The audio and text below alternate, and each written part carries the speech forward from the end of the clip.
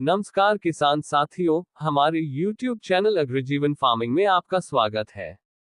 आज हम इस वीडियो में सूअर को खस्सी करने के बारे में आपको संपूर्ण जानकारी देंगे कि सूअर को खस्सी क्यों किया जाता है। सूअर को खस्सी न करने पर फार्म में क्या क्या नुकसान होते हैं और सूअर को खस्सी करने पर क्या क्या फायदे हैं। इसके साथ हम आपको सूअर को खस्सी करने की पूरी प्रक्रिया बताएंगे। इसके साथ सूअर को खस्सी करने से पहले और बाद में कौन कौन सी दवाई देना चाहिए, इसके बारे में भी आपको संपूर्ण जानकारी देंगे। आप बस इस वीडियो को लास्ट तक जरूर देखिएगा। तो हम इस वीडियो पर आगे बात करें, इसके पहले सभी किसान साथियों को हम महत्वपूर्ण सूचना देना चाहते हैं कि यदि आप नए सूअर पालक किसान हैं और आपको सूअर पालन की जानकारी नहीं है और इसके साथ आप अपने फार्म पर सूअर के लिए फीड तैयार करने के बारे में जानकारी और इनके फीड फॉर्मूलों की जानकारी लेना चाहते हैं, तो आपको हमारी संस्था अग्रजीवन द्वारा प्रकाशित सूअर पालन ट्रेनिंग कोर्स पुस्तक जरूर पढ़ना चाहिए।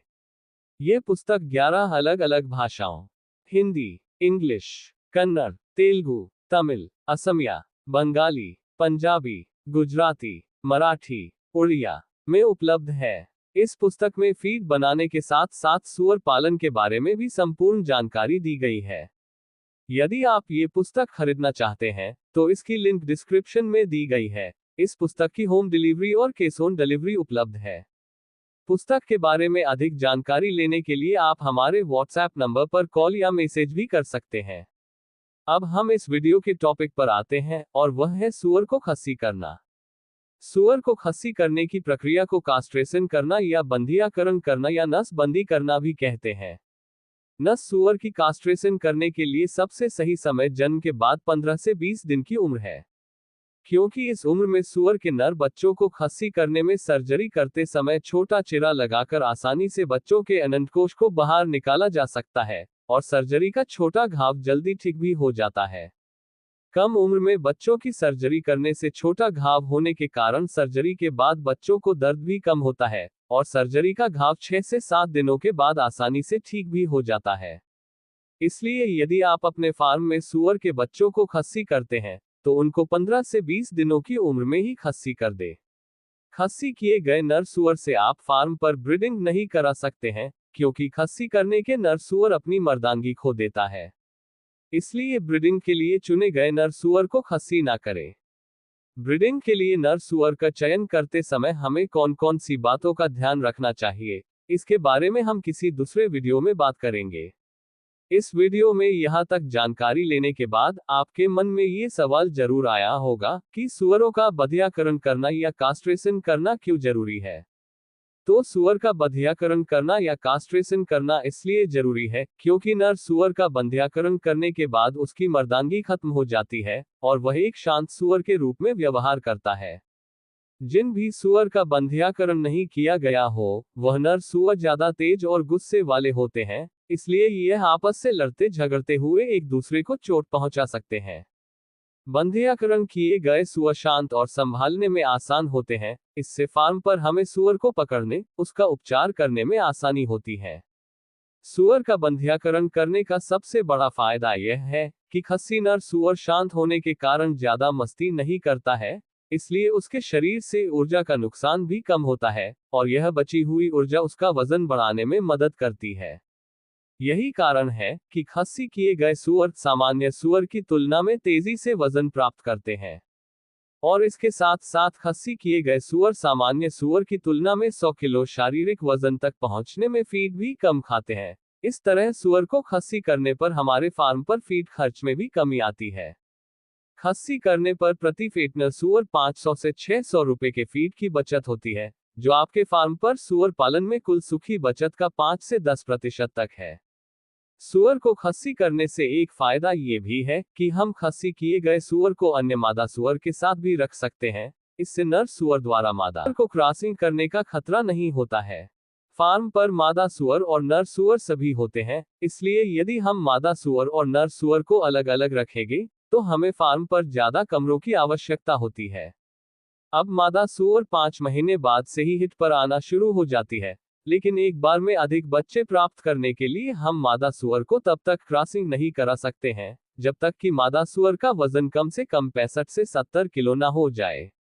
इसलिए यदि हम कम वजन वाली मादा सूअर को बिना खस्सी किए हुए सामान्य नर सूअर के साथ रखते हैं, तो मादा सूअर गलत समय पर और समय से पहले गर्भवती हो जाएगी, जो हमारे लिए नुकसानदायक होगा। अब इस स्थिति में यदि हमने नर सूअर को खस्सी नहीं किया है, तो हमें मादा सूअर को नर सूअर से अलग दूसरे कमरे में रखना होगा। इस तरह फार्म में हम ज्यादा जानवरों को एक साथ नहीं रख पाएंगे। इसलिए इस समस्या से बचने के लिए नर सूअर को खस्सी कर दिया जाता है, ताकि मादा सूअर और नर सूअर को एक साथ रखा जा सके। सूअर को खस्सी करने का कारण केवल नर सूअर को शांत बनाना, मादा सूअर और नर सूअर को एक साथ रखना और फीड खर्च को कम करना ही नहीं है, बल्कि नर सूअर को खस्सी करने का सबसे बड़ा कारण बाजार में खस्सी किए गए फेटनर सूअर की अधिक मांग होना भी है। सामान्य फेटनर सूअर जिनको खस्सी नहीं किया जाता है, उनके मांस में एक विशेष प्रकार की अप्रिय और तीखी गंध आती है, और यह गंध मांस के स्वाद को भी प्रभावित करती है। इसके अलावा जो सूअर खस्सी किए जाते हैं, उनके मांस में यह अप्रिय और तीखी गंध नहीं आती है। इसलिए बाजार में व्यापारी खस्सी किए गए सूअर को खरीदना ज्यादा पसंद करते हैं, और खस्सी किए गए फेटनर सूअर को सामान्य फेटनर सूअर की तुलना में ज्यादा कीमत पर भी खरीदते हैं। इसलिए फार्म पर सूअर को खस्सी करने का सबसे बड़ा कारण ये भी है, जो सूअर पालक किसानों को फार्म पर सूअर को खस्सी करने के लिए मजबूर करता है। इसलिए आपको सूअर को खस्सी करने के बारे में संपूर्ण जानकारी होना जरूरी है, ताकि आप अपने फार्म पर सूअर को खस्सी कर पाए। अब हम बात कर लेते हैं कि सूअर को खस्सी करने का सही तरीका क्या होना चाहिए। सबसे पहले ये जान लीजिए कि सूअर को खस्सी करने के लिए आपको कौन कौन सी दवाइयों और अन्य सामग्री के साथ कौन कौन से उपकरणों की आवश्यकता होगी। तो आप इस तालिका में देख सकते हैं। यहाँ इस तालिका में एक साइड सभी दवाइयों की लिस्ट है और एक साइड सभी उपकरणों और अन्य सामग्री की लिस्ट है। इस तालिका में बताई गई दवाएं आपके नजदीक वेटनरी मेडिकल पर आसानी से उपलब्ध हो जाएंगी। जैसा कि आप इस तालिका में दवाएं देख सकते हैं, पहली दवाई है पशुओं को लगाने वाला टेटनस का इंजेक्शन।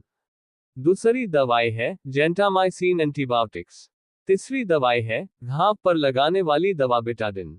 चौथी दवाई है बिटाडिन। बिटाडिन के स्थान पर आप हल्दी, कपूर और गोबर के कंडे या उपले की छनी हुई बारीक राख के मिश्रण का उपयोग भी कर सकते हैं।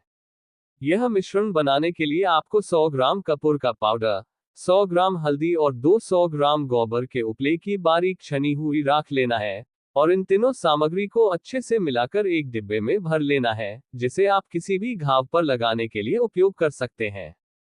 इसके अलावा आपको एक ट्रोपिकेयर स्प्रे की आवश्यकता होती है। यह एक प्रकार की दवाई है। इस दवाई का स्प्रे घाव पर करने से मच्छर मक्खी घाव पर नहीं बैठती है। इसके साथ आपको डेटोल लिक्विड या हाइड्रोजन पेरा ऑक्साइड लिक्विड की आवश्यकता होती है। इसके स्थान पर आप हल्दी और कपूर का पानी भी उपयोग कर सकते हैं।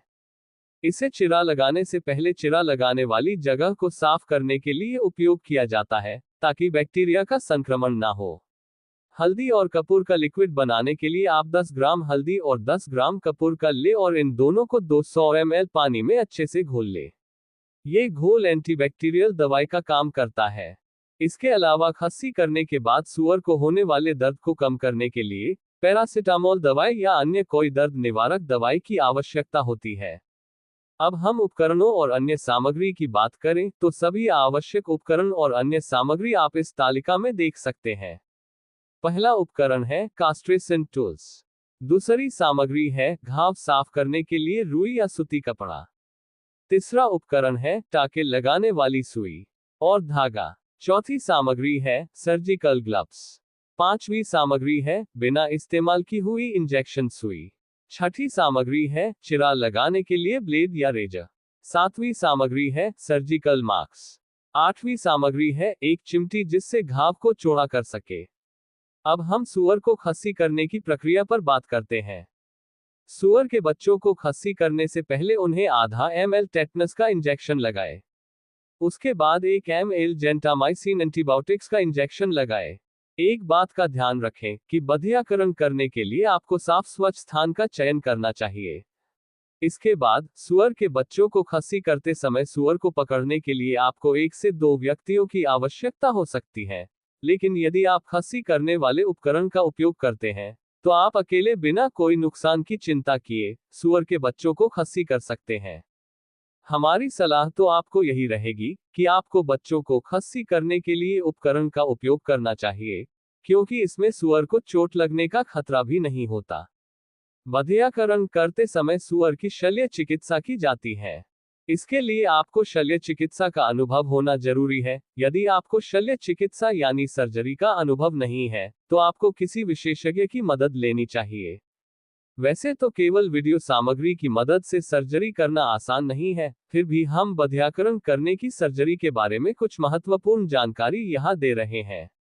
बधियाकरण करने की सर्जरी की जानकारी कुछ इस प्रकार है। सबसे पहले आपको सूअर के बच्चे को वीडियो में बताए अनुसार कास्ट्रेशन टूल्स में रखना है। इसके बाद सूअर के बच्चों के पीछे अंडाशय वाली जगह को डेटोल या हल्दी कपूर के पानी द्वारा अच्छे से साफ कर लेना है। इसके बाद अंडकोश को अपने अंगूठे और तर्जनी के बीच मजबूती से पकड़ें। इस तरह अंडकोश वाला भाग टाइट हो जाएगा। फिर इस वीडियो में बताए अनुसार आपको सर्जिकल ब्लेड की मदद से अंडकोश के निचले भाग में 6 से 8 सेमी लंबा चिरा लगाना है। चिरा कितना लंबा होगा यह अंडाशय के आकार पर निर्भर करता है। अंडकोश को चिरे वाली जगह से बाहर निकल ले। अंडकोश को बाहर खींचकर लाल रक्त वाहिका को छोड़कर सफेद नाल को काट दे। अंडकोश को थोड़ा आगे की ओर खींचे और मुड़ी हुई रक्त वाहिका को चाकू से ऊपर और नीचे खुरचकर काटने से पहले इसे कई बार घुमाएं। ये रक्तस्राव को कम करने में मदद करता है। अंडकोश निकाल लेने के बाद घाव वाली जगह को डेटोल से साफ करें और घाव वाली जगह एंटीबायोटिक दवा लगाएं। दूसरे अंडकोश को भी इसी तरह से हटा दें। अंडकोश निकालने के बाद घाव के अंदर खाली जगह हो जाती है, जहां सड़न पैदा होने का खतरा रहता है, इसलिए खाली जगह में हल्दी कपूर और राख वाला मिश्रण भर दे। इसके बाद घाव वाली जगह ट्रोपिकेयर दवाई का स्प्रे कर दे। सूअर का घाव जब तक ठीक नहीं हो जाता उसका लगातार निरीक्षण करते रहे। घाव को पूरी तरह ठीक होने में 1 सप्ताह का समय लग सकता है, इसलिए घाव वाली जगह रोज हल्दी कपूर और राख का मिश्रण भरें और ट्रोपिकेयर दवाई का स्प्रे करें। घाव पर सड़न या अन्य कोई परेशानी होने पर उस घाव पर बेटाडीन या अन्य कोई दवाई लगाएं। इस तरह आप सूअर को खस्सी कर सकते हैं, लेकिन हम आपको एक बार और बताना चाहेंगे कि यदि आपको सर्जरी का अनुभव नहीं है, तो आपको सूअर को खस्सी करने के लिए सर्जरी नहीं करना चाहिए। सूअर को खस्सी करने वाले उपकरण के बारे में अधिक जानकारी लेने के लिए आप हमारे व्हाट्सएप नंबर पर कॉल या मैसेज कर सकते हैं। तो किसान साथियों, आपको हमारी यह वीडियो कैसी लगी? यदि पसंद आए हो तो इस वीडियो को लाइक करें और सभी सूअर पालक किसानों तक इस वीडियो को शेयर करें। आगे भी लगातार ऐसे वीडियो देखने के लिए हमारे YouTube चैनल अग्रजीवन फार्मिंग को सब्सक्राइब करें।